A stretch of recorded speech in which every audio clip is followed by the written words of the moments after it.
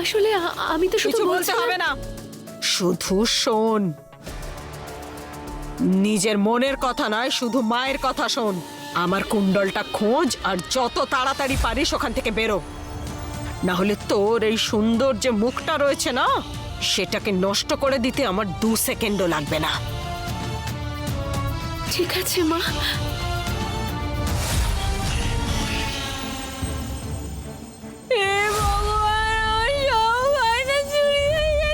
মালিনী, কি হয়েছে?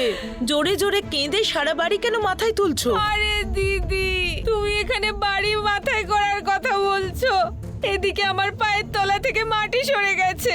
এই বাক্সটা দেখছো তো?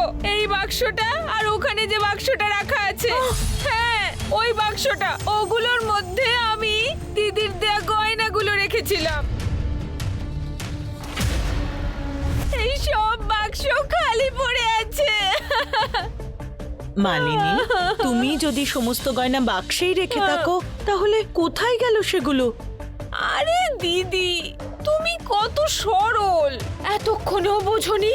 আমাদের বাড়িতে ডাকাত পড়েছে, ডাকাত। কি করব, সর্বনাশ হয়ে গেছে।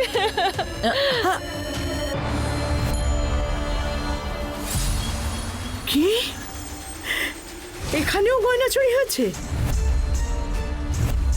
হ্যাঁ, এখানকারও মানে তোমার গয়নাও চুরি হয়ে গেছে, সর্বনাশ হয়ে গেছে। আরে মালিনী, চুপ করো। আচ্ছা দিদি, বাড়িতে তো কেউই আসেনি, তাহলে কি করে গয়নাগুলো চুরি হলো?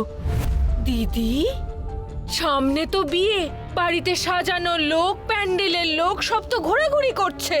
আমার মনে হচ্ছে ওদেরই মধ্যে কেউ না কেউ হবে, আমার সমস্ত গয়না চুরি করে নিয়ে গেছে।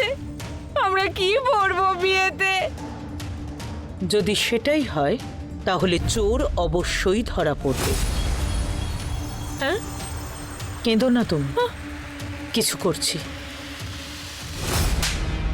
আমার কাছে সারাদিন নেই তোকে জিজ্ঞেস করার জন্য, অনেক কাজ পড়ে রয়েছে আমার। তাই সত্যি করে বল, কে চুরি করেছে? সত্যি বলছি বিট্টু দাদা, এ ব্যাপারে আমি কিছুই জানি না। আরে এইসব লোকেদের সঙ্গে কথা বলছিস কেন তুই? আমি বলছি এদেরকে ধরে সোজা পুলিশে দিয়ে দে। যখন পুলিশের ডান্ডা পড়বে, তখন মুখ থেকে সব চোরের নাম বেরিয়ে আসবে। আমি সত্যি বলছি ম্যাম, এই চুরিতে আমার কোনো হাত নেই। দেখো, আমি বলছি না যে তুমি চোরেদের সঙ্গে আছো, কিন্তু যত লোক এই বাড়িতে কাজ করছে, তুমি তো তাদের নিয়ে এসেছো। তুমি